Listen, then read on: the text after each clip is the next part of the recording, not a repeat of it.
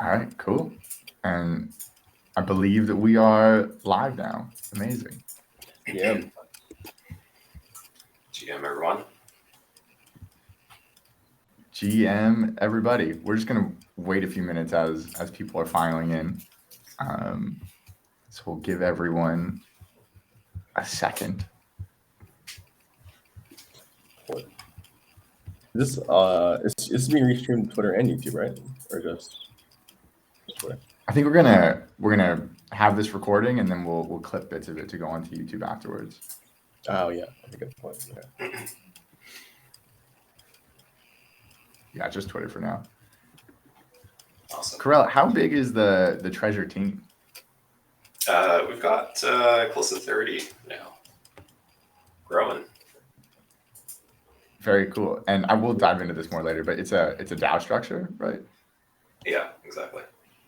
I mean, then that's a topic you can probably unpack for hours and hours as well, right? So. Yeah, definitely come back to that.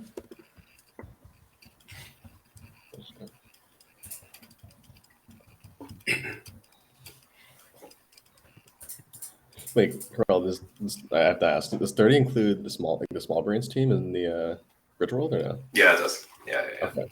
30 also our game studio as well. So yeah, we can unpack all this stuff, but Okay. You know, it's nice to see how fast things have been growing across the board.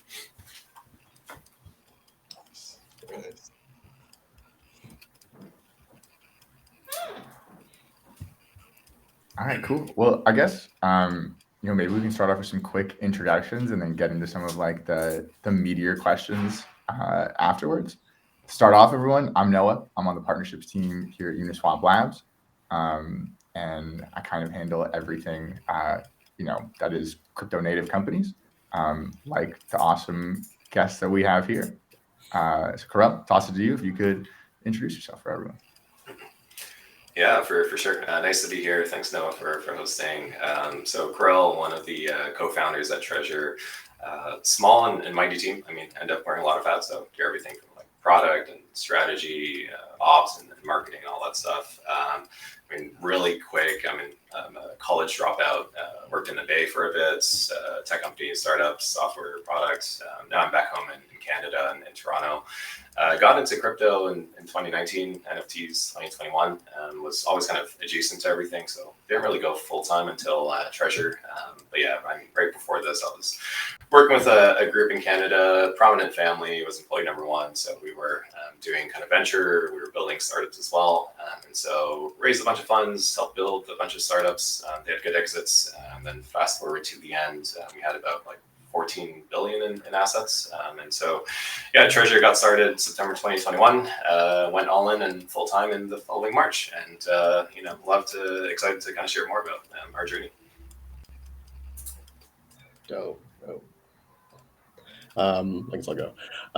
I'm Hunter, doing community strategy at Offchain Labs, the team, that initially built Arbitrum. And I've been here since, I've been in crypto for quite some time, like on and off 2017, 2018, classic bull run stuff.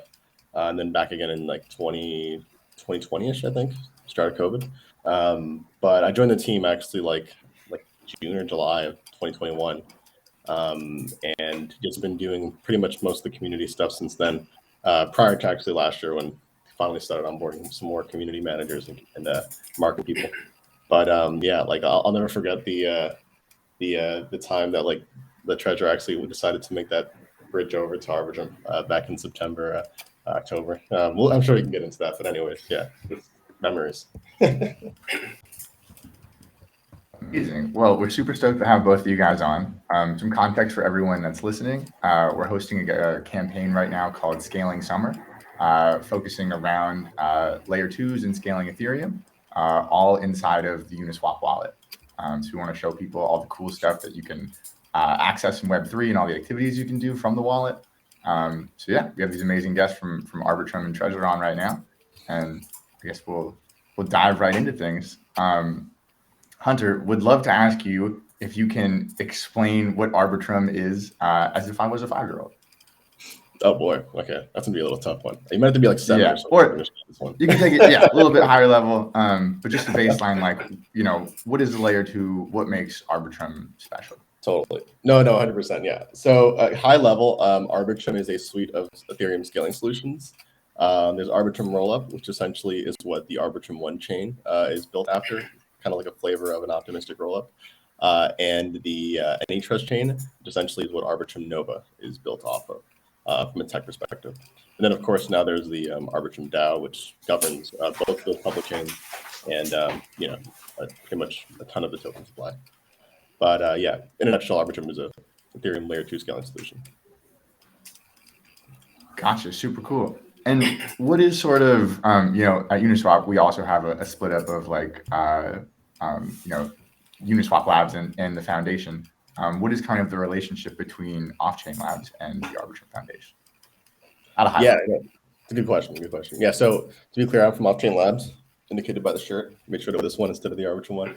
So Offchain Labs is essentially kind of, again, as I mentioned, the team that initially built Arbitrum in the beginning, and where most of the people that, for example, we communicate with the Treasurer and other teams are currently, and then the Arbitrum Foundation can be seen more as like a service provider to the Arbitrum DAO, which is kind of like the Cayman-based company that kind of spun up alongside the token in March.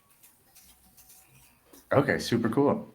And yeah, Karel, on to you. Could you give us a quick breakdown of what Treasure is and how it started?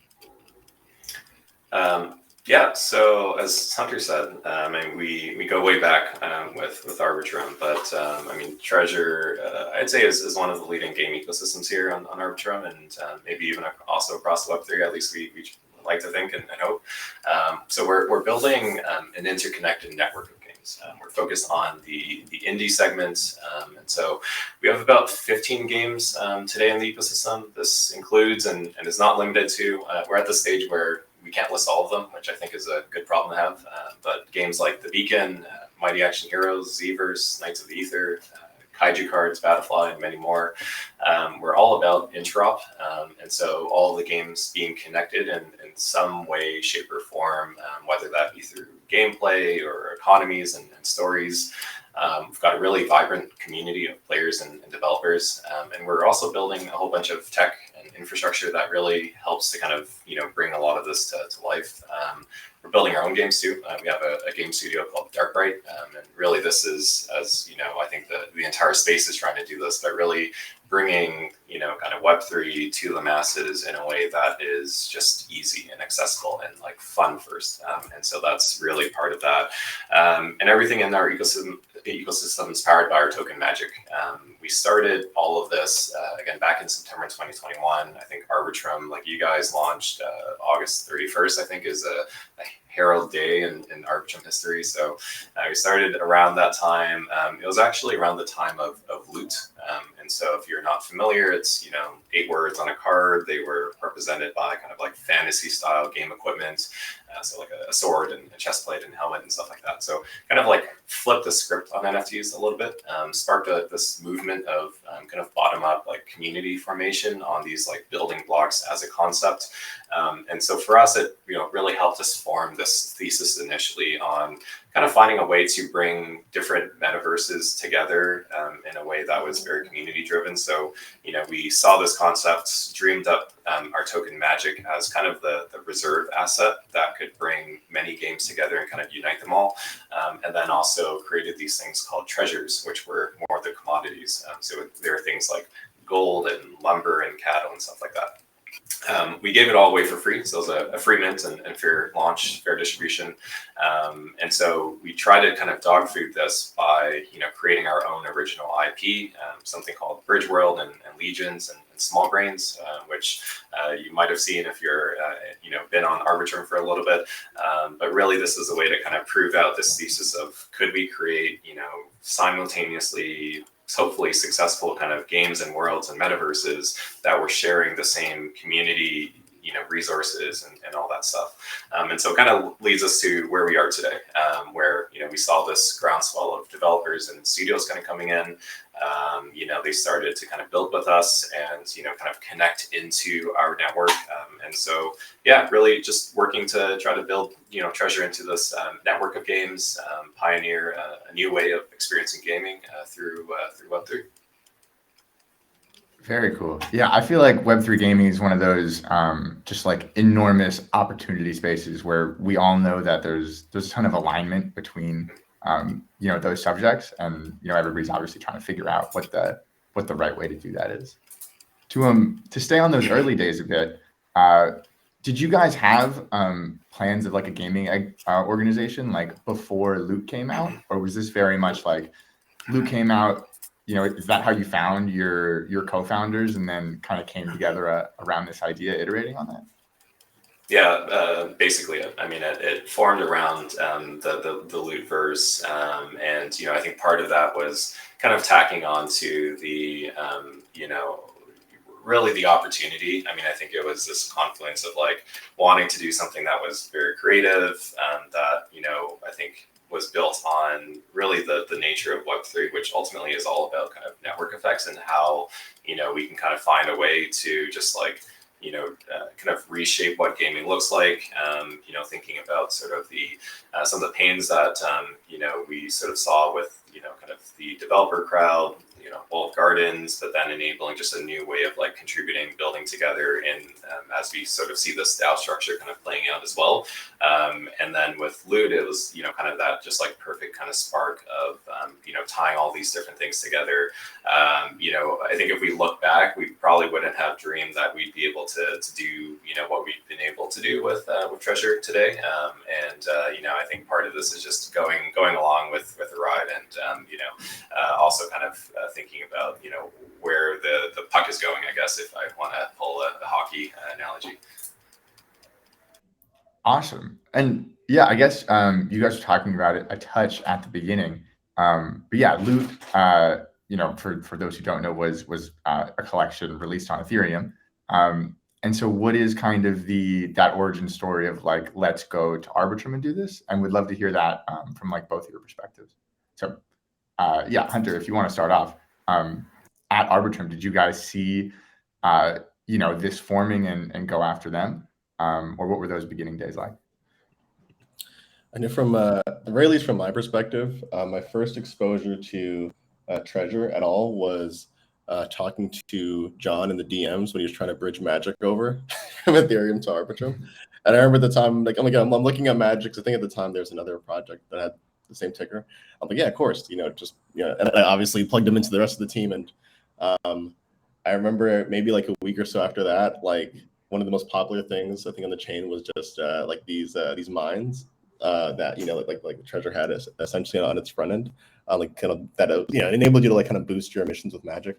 It was pretty much like the essence of like degeneracy at the time. And I think for what it's worth, it's funny, like in any other industry that sounds like terrible, but I think in crypto, like to have like just people that are willing to build, that come over and like kind of see their ideas realized on a chain that's actually possible to do it on because it's cheap enough, is like such an important thing.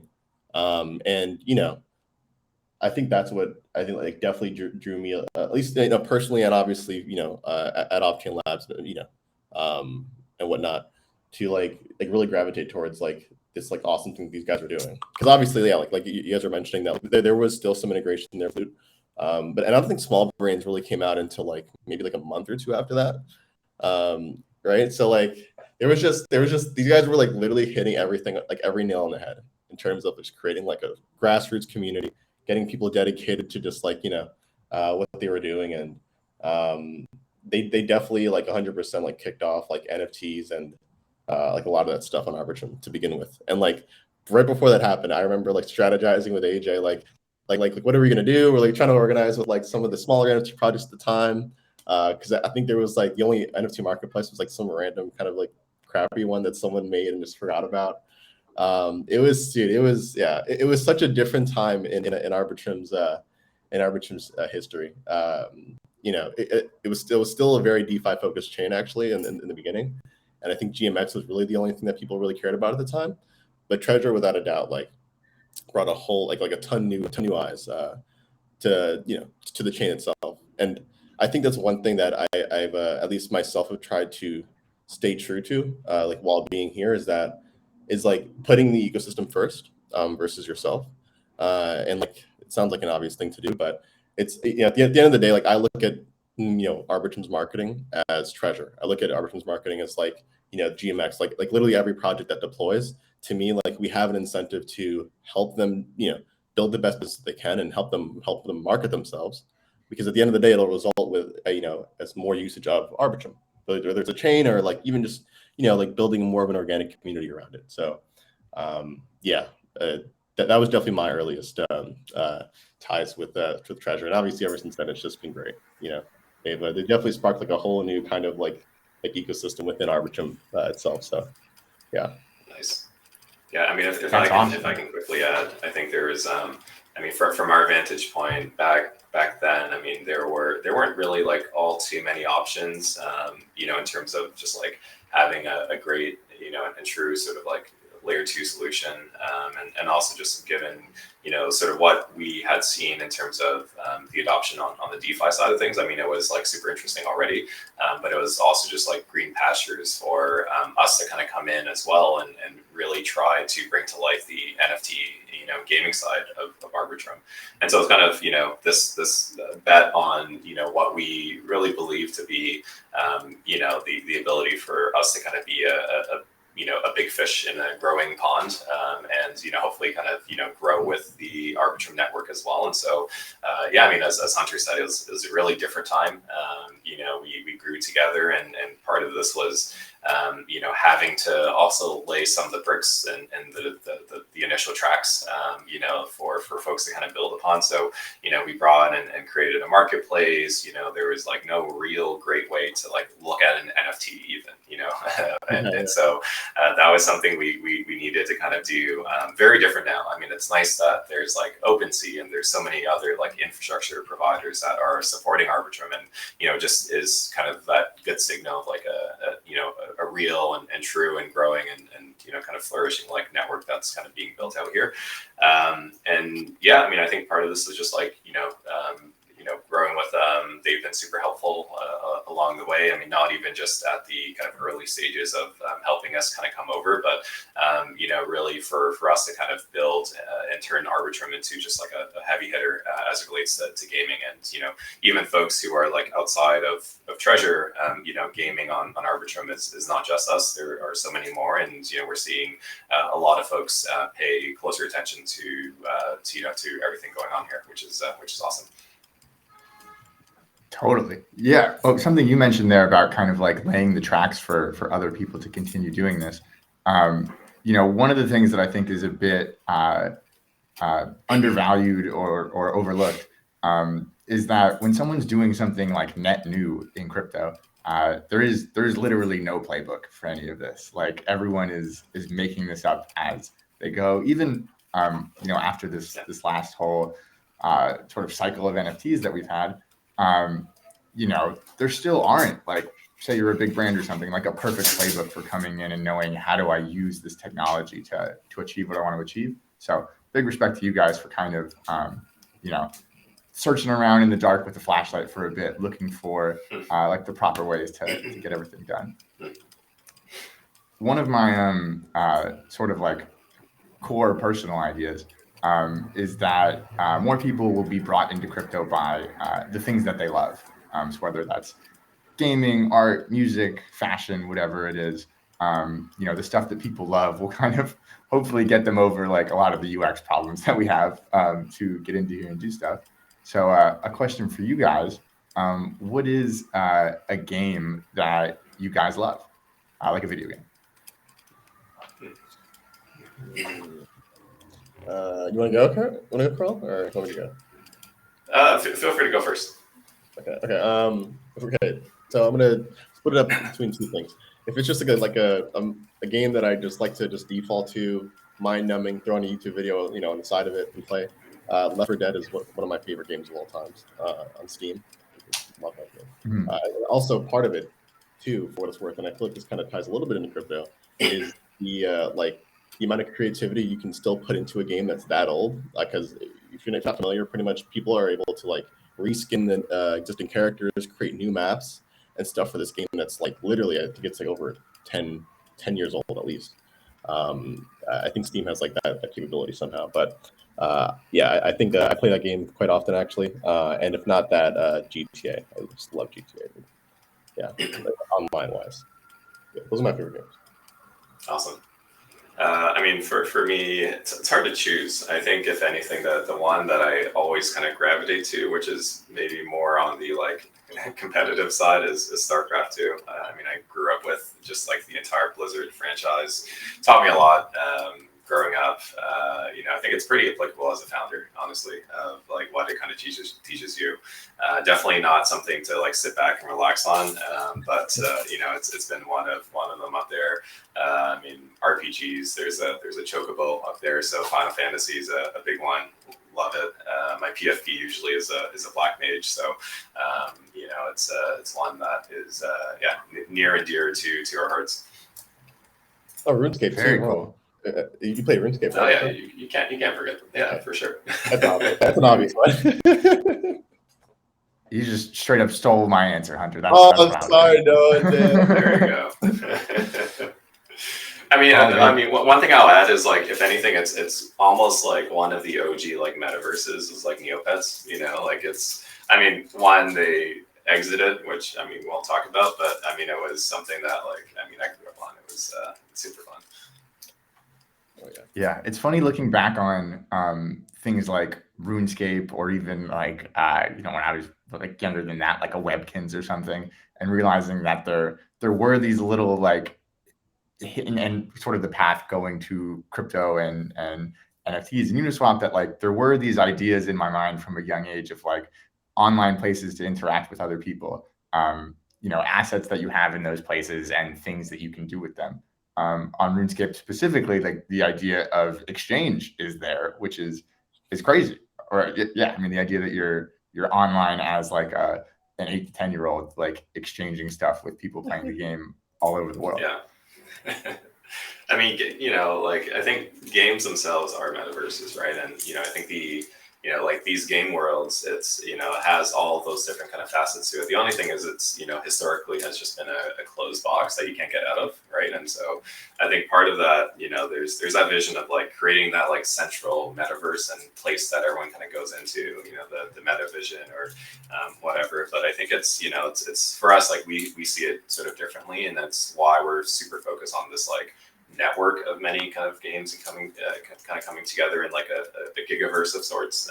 And so, I think part of this is like, forming those bridges, because I think, that's really how, we continue to kind of grow and allow things to just like compose on each other and continue kind of extending this. I mean, modding, like it has kind of taken place in a lot of ways in like Web 2, but if there's one place to do it, it's also in kind of Web3. We just have to kind of build a foundation to allow people to kind of build and fork, and it's all fair game and part of how we kind of grow and experiment in the space. Absolutely. And something else that I've kind of noticed is that I think the size of like the regular gaming industry can be quite surprising to people sometimes. I just saw something on Twitter either a day or two ago that was like comparing the size of the gaming industry and the revenue they make to like to music and art or video. I'm not totally sure, but yeah, gaming was like significantly larger than whatever two other things they had on there, and people were very surprised. Karel, I guess, and it's fine if the answer is somewhere in the middle or not at all. But do you see Treasure and this gaming ecosystem sort of going after existing gamers, or trying to like expand the overall pie to all internet users, or creating games for people that may have never played any video games before? Yeah, I mean, absolutely. I think, if you're just building for the crypto native crowd, I mean, it's definitely shrunk since the bull market. But, really if you're only focused on that, I mean, it's, I don't think you're going to win out at the end of the day. And so, yeah, I mean, I think part of this is, and which a lot of folks are trying to go after, after is like, how do you expand this pie and grow the amount of people who are in crypto and are, on Arbitrum or on other networks. For us, it's, you kind of have to like Trojan horse them in with a just like fun experience. And, gaming is a perfect use case to do it. Hunter mentioned the UX, which is just really crappy. The good thing is that there are so many people who are like building infrastructure. I think there's probably more of them now that are trying to build infra than there are people trying to build dApps on top of that, to kind of like create that experience for people to get into. And so, absolutely. I think the way to go is one, to kind of solve that UX. I think in a lot of ways it's been solved in a meaningful way. You have great games. I won't use treasure examples. There are some of them there, but even a great game on Arbitrum called Pirate Nation. A lot of that is like fully on chain, and they've been able to build out the tech to support really that experience that is like easy to access, but can really just like tap into the benefits of doing a lot of this kind of on chain. And so I think within Treasure, though, you sort of have the same approach. The go-to-market, and that's the part that we kind of spend a lot of time with our games on, is like, how do you sort of look to do this in a way that makes and leverages the best of both worlds. But there are different playbooks. I don't think anyone's figured out the Web3 playbook quite yet to like fully kind of immerse and tap into everything here. But it kind of goes beyond just the distribution and like user acquisition side of things. I think for us, it's like also spending time on like, how do you create like new and novel game experiences that are just like, it's not about like a skeuomorphic like application and way of just like taking a Web2 thing and like just bringing it on chain and adding NFTs. It's like trying to experiment and create a new game mode or new way of engaging with people or gameplay experiences. I think that is the interesting part. That's much harder, and that's where we don't have a playbook. You can easily copy and try to emulate playbooks. It's very well proven in like how you approach mobile, how you do other things as well. But trying to kind of find that like mix of the two is the hard part. Absolutely. And yeah, here at Uniswap, besides some work on the protocol, we build a lot of like interfaces for interacting with crypto and your assets, like the wallet or like the web interface. And so as far as and question could go to either, so let me know who's interested in taking it. But yeah, like what are some things that you think would make I guess like feature-wise it easier for people to interact with games through a wallet, or something that would just like help the ecosystem expand in general? I feel like that's pretty much you. Yeah. I'm happy to. I think overall, like it comes down to a lot of the account abstraction like solutions that have been kind of being built out. So I think the experience overall should really just like mimic what people are used to. You log in with Google, single sign on, you connect all your accounts. Like you're already playing games on Steam. Like you should be able to kind of use that to log in as well. But part of this is like putting that entire experience of like interacting with the wallet. And I think that the biggest thing is like getting rid of signing in a way that's like safe and secure. And, that is kind of like additive to the experience. And, there are solutions out there that help to kind of do that. I think that improvement overall will, make things a lot easier so that, there's just like parity in terms of the gameplay experience between just like games. Games overall, right? It should be the same, because we're at the end of the day, like we're going to be competing at the same level. I don't think people like are going to go to, some platform and just strictly look up a game that's built on Web3. I think a lot of that will just like be put in the background, and, you're going to be able to tap into just like, well, you can like truly kind of own your assets and, trade these in kind of, a real kind of market versus something that is kind of like stuck in a black box, as like one example. But, I think seeing more of that sort of take place. So yeah, solving that UX, signing is a huge kind of hurdle. Curious how Uniswap Wallet is kind of approaching that. Kind of across the board as well. But I think there's a couple things there. Oh, Yeah, definitely. Go ahead, Hunter. Yeah, no, I guess just to kind of I totally agree. I feel like to me, the end goal is to, it's similar to what Carl said, that pretty much if someone is online looking for a game, whether it be a mini clip or a Steam or something like that, doesn't really matter. That they're playing games that are already somehow tied into the blockchain one way or another, but doesn't add any extra friction to it, right? You don't want to people are never going to choose when they're playing a game if their assets are safer on one game or another. They're just going to play a game that's fun, right? When I go to mindlessly play Left 4 Dead, I'm not thinking about, oh my god, my skin is going to be gone tomorrow if Steam shuts down their servers. I just want to play the game. So I think the idea is to, have some of the most fun games already have these things, somehow built in. Obviously, counter protection is probably going to be the only way to do it. But just you don't want users to have to pick between fun and security if we're talking about gaming. The ideal world is that you have, that the most fun games do happen to have the most security behind it. I mean, security includes obviously users having ownership over their own assets and stuff like that as well. So, yeah. Yeah, absolutely. Shout out to Miniclip. Sorry, just to add in. Yes. Yeah, go ahead. I mean, Miniclip, Itch, Steam, all things out there. I think that the one thing to underline is there's the parity of trying to find those experiences so that they're the friction is similar. But I think it's if anything, it's all about finding and unlocking the new just ways of gaming and what that looks like. And I think there's more of this as folks just experiment with the ability to kind of risk more and in a truly PvP or competitive environment. It could be additive to a game that is much that you necessarily wouldn't be able to kind of unlock in a sort of real world way in kind of traditional gaming.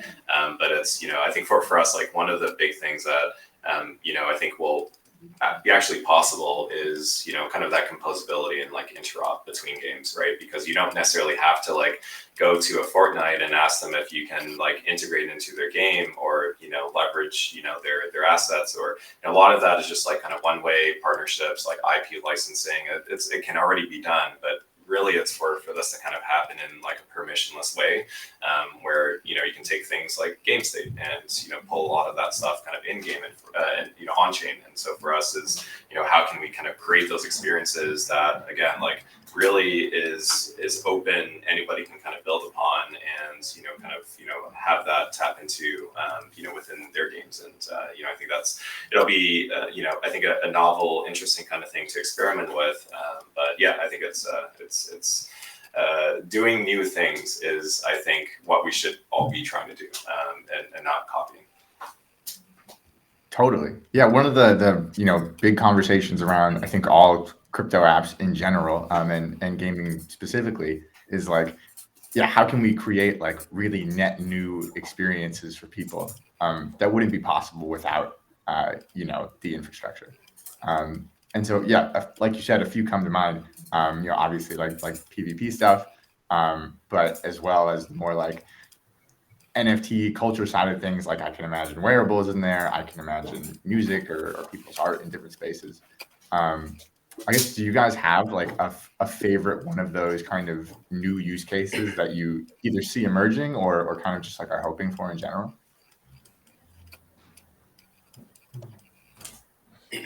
I think does it have to be game related? It could be, I guess. I think yeah. Okay, I'm gonna say with the whole kind of crypto social becoming a more of the popular choice of conversation with friend tech. I think having more having more solutions, I guess I should say social alternatives to platforms like Twitter and stuff like that on chain would be so cool. I mean, obviously again there's things like Lens and stuff like that are out there trying to build the infrastructure for it, which is nice.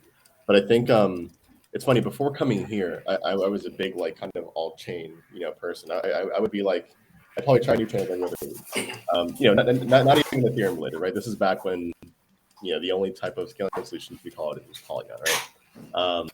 And it's crazy how much innovation actually does live outside of Ethereum. But for some reason, I feel like the Ethereum community hasn't really cracked that much yet. and like a small example that I do like that, it kind of was unfortunately taken over by Justin's son was Steam It, kind of like this blog platform essentially that people get paid for just posting interesting things that people like. I literally checked it out again the other day because I just forgot about it. People are making a ton of money off that thing, and it's like not even in like a Ponzi kind of way. They're just posting content that people like. So seeing stuff like that just, like it doesn't prioritize crypto necessarily. It prioritizes the users and the creators first, and just happens to leverage blockchain and crypto afterwards. I think that's probably what I'm like hoping for the most. Very cool. And Karel, you? Yeah, I mean, I think one of I'd say the biggest things for us has, and I think for a lot of like DAOs and just like things that are kind of like forming in this space, like people experimenting and trying new things. I mean, part of this is like just the ability for people to kind of like come in, like whether it's degenning in or otherwise, but just like form a community around just like an idea, like out of the blue, and have that like exponential growth, like that could be motivated in a number of different ways. I mean, it could be financial, but it could be just like building upon a idea and things like that. I mean, I think for us, like that formation of Treasure, like was also similar in terms of just like, bottom up, there was like no playbook, I mean, eventually we had a white paper, but it's just like, let's just like all jump in and dive in and hold hands and, we'll figure it out at the end of it, And so I think part of this though, is like, as you kind of bring that to just like the nature of like game building, I think there's like, a lot of power in just like, your team is not just, the people you employ now, it's also just the, community around you that can contribute into everything. And so, it's like really tapping into that I think is just like a new way of, approaching, how, organizations and new ideas are kind of built, within games, like incorporating a lot of that into the mix, I think will be awesome. I'd say, I mean, borrowing from some of the things that Hunter said, I think there is a lot of innovation that's happening like outside of the, call it like EVM kind of environment, or Ethereum environment. I think as we sort of think about the world, I think there's an interesting way of like, again, bringing more things on chain in a way that is like, more conducive to just, kind of innovating in the space, where you're trying new things that might just not be possible, in the current state of things. And so it's kind of branching out from there. And, I think the more in our minds, optimistically, the more game logic and, all of that stuff that you can kind of bring on chain, the more, and putting aside performance and speed and cost and all that stuff, which is, they're all important kind of considerations. The more you can do that, the more we can continue to kind of expand the space and, try and experiment with new things and, allowing others to, just kind of build on top of that as well. Because a lot of this is, it is and should be open source. And I mean, that's one thing that, I think Uniswap has really just, embraced overall, and being able to kind of build things that are, I mean, overall just a public good, and allows people to kind of build on top of that. And so, I mean, kudos to you guys, because I mean, we've tapped into a lot of that as well. As well as like many from the space. The same thing should be true in gaming, and we're also seeing many starting to do that as well. Thank you. Yeah, and there was a bunch of super interesting things you said in there. To kind of like double click on one. I love what you said about like bringing the community in, and community, like, probably one of the most either like overused or maybe misunderstood words in crypto. And yeah, I love that at the end of the day, whether it's tokens, whether it's NFTs, everything kind of boils down to people and like how people are interacting on the internet right now, and what sort of like the next version of that will be. So love that, like, a lot of the times, focuses on like the assets themselves, but really like the people behind it have this really interesting relationship that gets changed because of the technology. To dive into another thing you said on there, mentioning that like there is a cost to doing on-chain actions, even on a layer 2 scaling solution. And obviously, that's a lot more than I might be misunderstanding the Web2 infrastructure, but like whatever it takes for you to make an exchange on RuneScape is a very different cost than it is to like send something to a blockchain, even though it's in a more secure way, and have that happen. So as game developers or an ecosystem, how do you guys think about the balance of like bringing things on and off chain and making experiences with that? Yeah, it's a tricky one. I mean, I think it ties in with how the studios and developers kind of approach like designing the game, like how much of that is on chain versus off chain. It's a bit of a trade off. I mean, I think if you're a bit more of a seasoned developer, I mean it's probably going to be super simple to do that off chain, and obviously there's a cost factor, but also like a security and speed and all that stuff as well. But so it kind of depends on how you want to approach that. I mean, I think overall though, you just have to kind of design it with those constraints in mind, and if anything, it's like forcing you to be a bit more creative in terms of how you want to how to approach that. And so I think as things get a bit more performant and cheaper, I mean, I think, we're seeing, and as the UX is like improved, we're seeing more of that sort of take place on chain. Or if you have just like an ethos of like, I'm just gonna like force it to be on chain, and like, everyone, if you're on board, like, you're just gonna go with it. And I think we've kind of seen like both of those approaches take place within the Treasury ecosystem. Games that are like just like fully on chain or like meaningfully on chain for the most part, and then others that are on the other end of the spectrum, but there's a way to bring your assets kind of like on chain. So it's kind of this trade-off that you sort of have to consider and think about. I'd say like over time, I think more and more of that should happen kind of on chain as people figure it out. I think it's just there's the easy way out, which is just like we're gonna do it how we used to do it, and we'll figure the rest of it out afterwards. And so I think, but we should move into the other kind of end of that spectrum over time, if we can solve that friction and if we can solve that performance and cost and speed kind of side of it. We are not on Arbitrum Nova, which is different from Arbitrum One, and maybe this is a good segue into another question. But it's something that I think does make life a lot easier, and both for players and developers. Including sort of your L3 solutions and all that stuff as well on Arbitrum. So maybe that's an alley-oop over to Hunter if you want to share a bit more on that. Yeah, no, totally, definitely.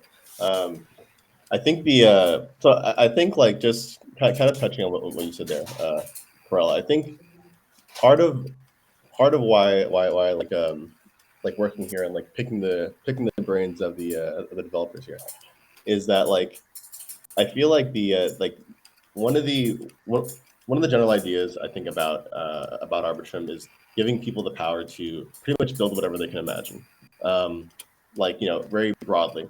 So like more than Arbitrum just being another EVM chain or a development environment that you can just redeploy your smart contracts on, I think the idea is for just to make those decisions for gaming projects a lot easier by saying, hey, like support for account abstraction, which I think was like went live actually not too long ago through the DAO, is now available on Arbitrum One and Nova.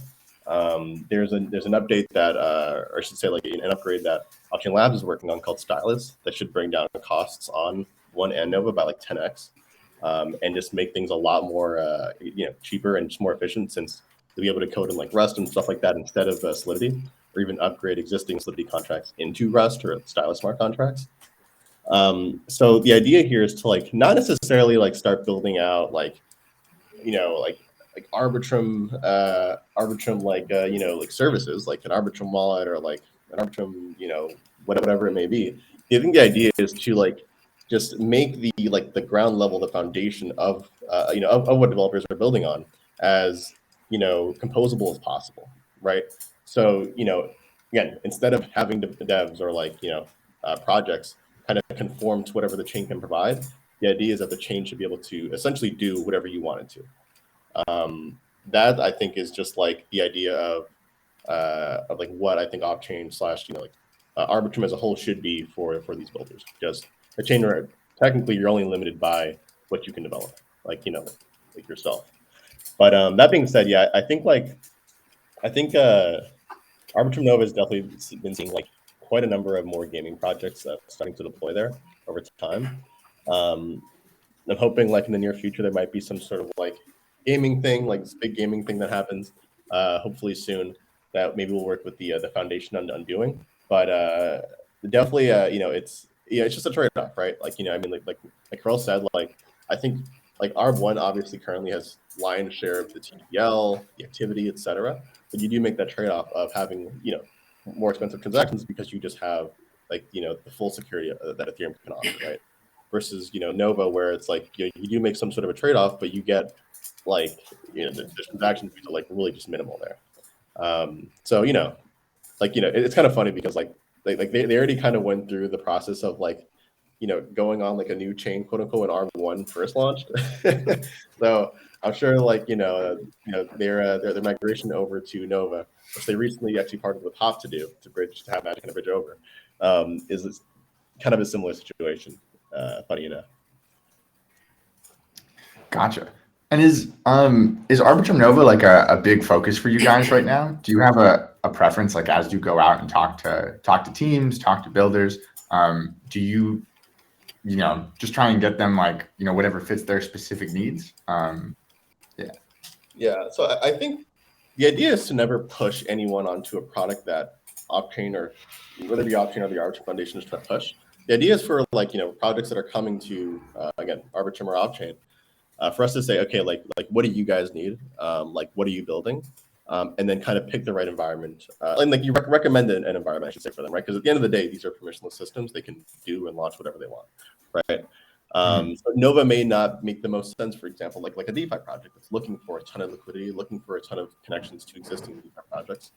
But again, if you're a gaming project that chooses to have a ton of on-chain transactions, then Nova is really going to make the most sense, especially once financial advice. Once an inevitable bull market comes back, it's like transactions are going to go up no matter what chain you're on, right? And obviously Nova will be a lot more sustainable for that.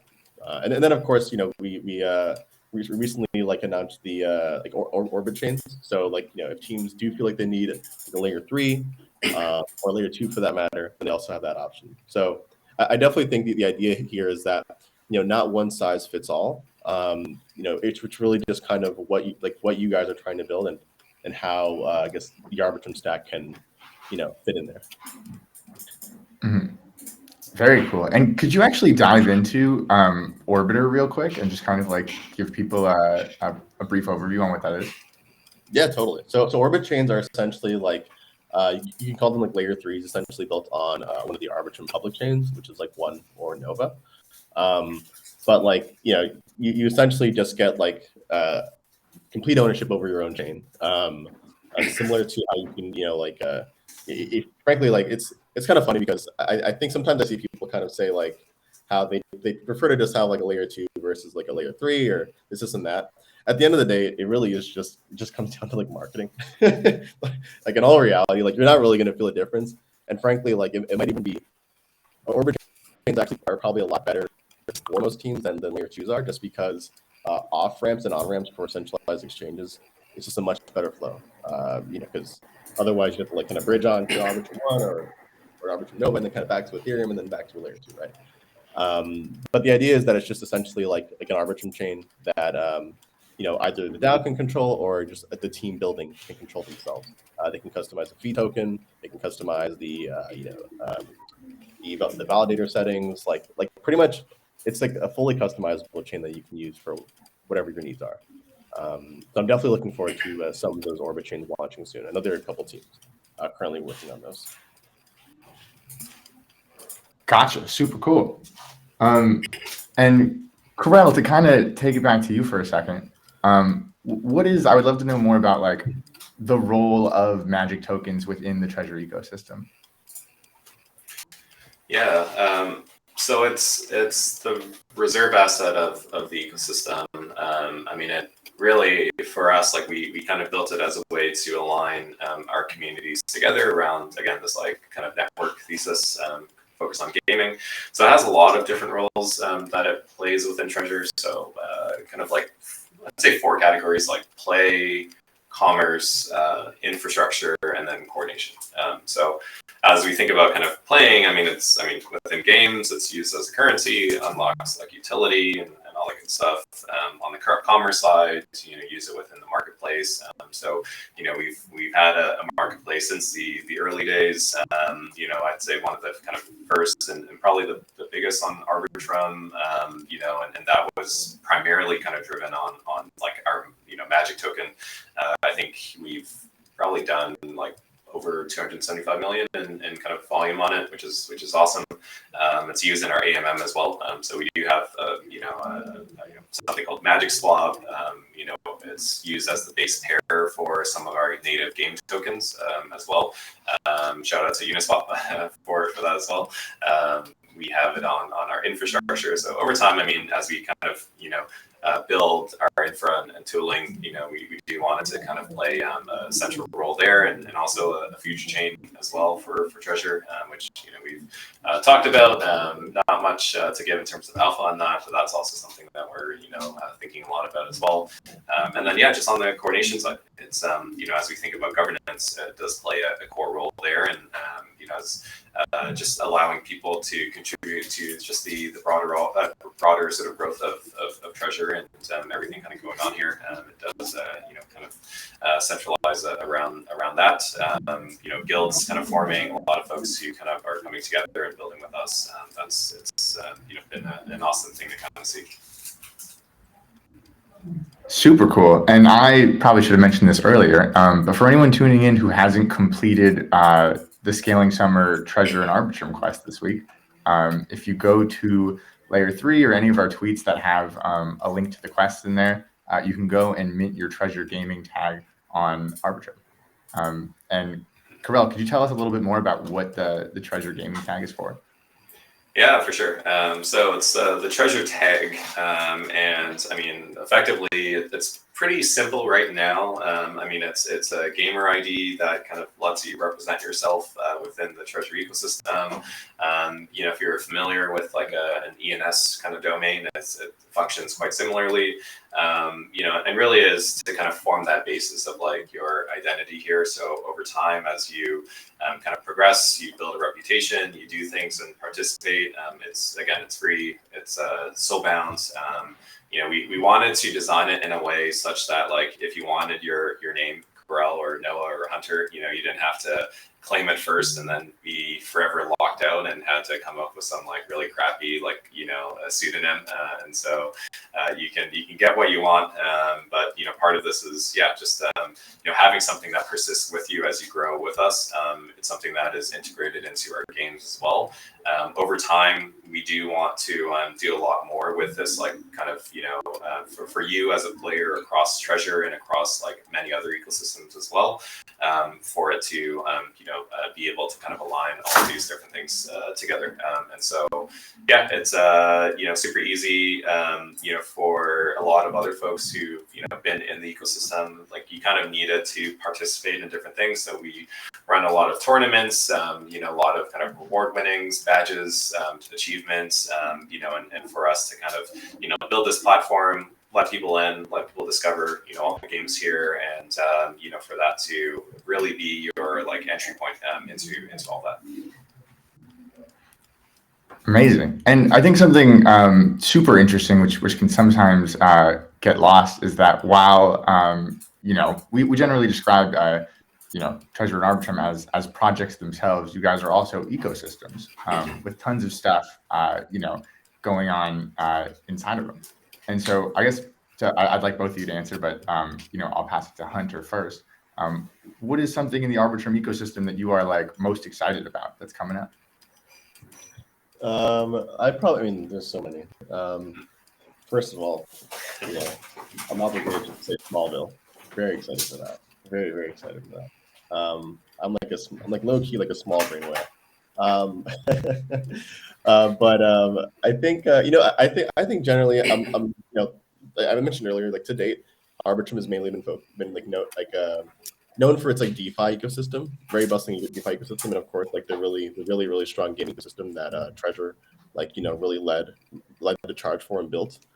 I think what I'm really excited for though is like art on Arbitrum, #art on Arbitrum. Prohibition recently launched, which is like a generative art marketplace, by kind of like the folks at Art Blocks.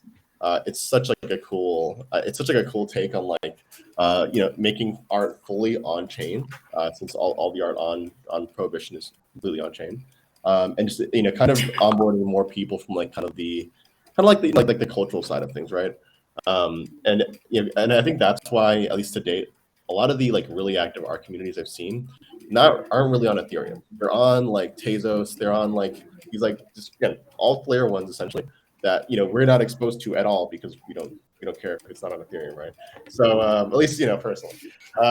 So I'm really excited to see that kind of to onboard like a ton of new people with like different perspectives into the Arbitrum ecosystem, which I think is again like I think net positive for like every category within the ecosystem, because having more artists kind of looking at what's going on Arbitrum only benefits the likes of Treasure, the different DeFi applications, because who knows, maybe I wouldn't be surprised if you see a platform like Arise that allows like leveraging long and short on like art pieces.